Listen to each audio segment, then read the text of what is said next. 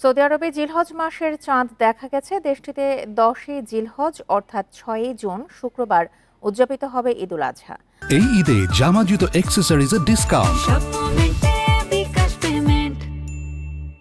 মঙ্গলবার এই ঘোষণা দিয়েছে দেশটির সুপ্রিম কোর্ট।